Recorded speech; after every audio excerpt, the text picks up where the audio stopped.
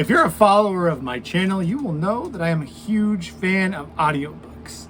And about a year ago, I made a big discovery, full ensemble audiobooks. And what was my first book? The Sandman. So when I heard that there was going to be a full season on Netflix, I've been excited for this. I know this came out in the beginning of August, but I liked it so much I wanted to make sure, give you a review, give you a recommendation. In case you hadn't seen it, I really hope they make a season 2. So what I need is you to watch my video, subscribe, comment below, and then binge watch it so we can get Netflix to give us a season 2.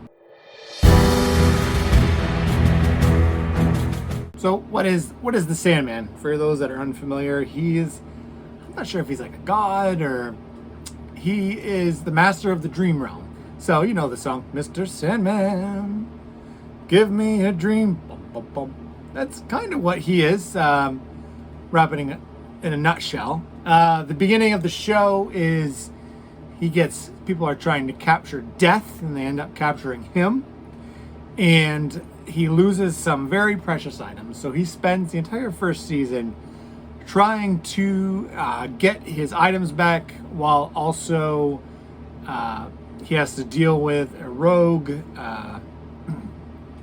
dream, I guess it's called, who is in reality and not in the dream world. Also, while he was captured, his kingdom has crumbled. So he has a lot of his own world rebuilding to do.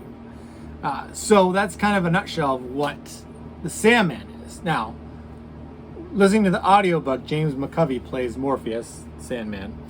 And so I really, the bar was high for how the actor would do it. And Tom Sturridge did an amazing job.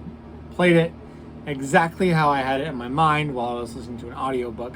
And it is a comic book, which I've actually never read, by Neil Gaiman.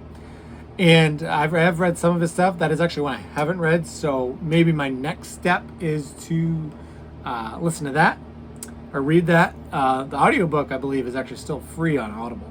A few changes to the story. With the characters, you had Gwendolyn Christie from Game of Thrones playing Lucifer, who is a big character in the audiobook. And you also had, instead of John Constantine, we had Joanne Constantine. I don't think that took away from the overall story. I thought they both did solid in their roles. Constantine really stood out. Lucifer played a part, but not a huge part. If they do a season 2, Lucifer plays a much, much bigger part. Also, siblings, Death was played by Kirby Howell Baptiste. Death was a character that I loved on the audiobook, so I also had my expectations up pretty high for that. She did a good job, and I just wish that there was more of it. I believe season 2, if they follow the same path as the audiobooks, will have more in there. Now, there was one person that sort of betrayed Morpheus, so he's got to figure out who that is. They don't really reference any other DC characters. I know in the audiobook they do. They actually go to Arkham Asylum. They never did that in the show. Which I didn't think they would. I thought it would have been really neat if they used the Lucifer from the show as Lucifer. But they didn't.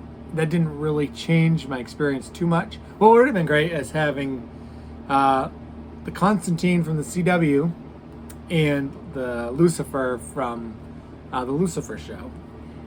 But that's all right. It didn't really change how I liked it. But for the most part, if you're into a good, maybe more of a fantasy than a sci-fi series, this is the series for you. You've got magic. You've got how do I describe them?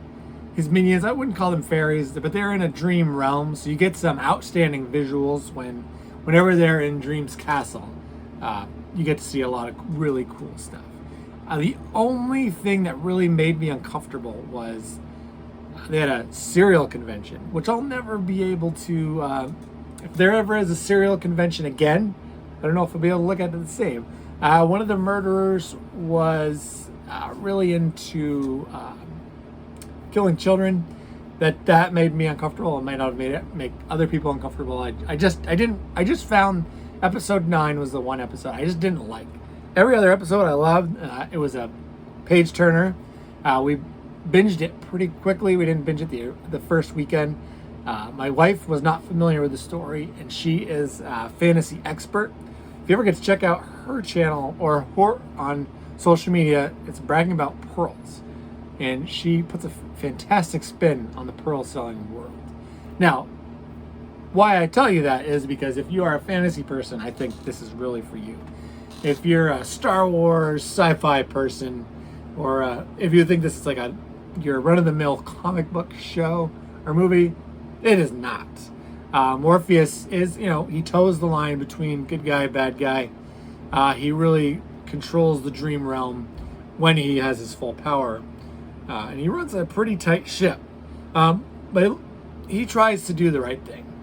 But he's not Captain America. I think this is for you if you're really into fantasy stuff. I think this is actually a must watch.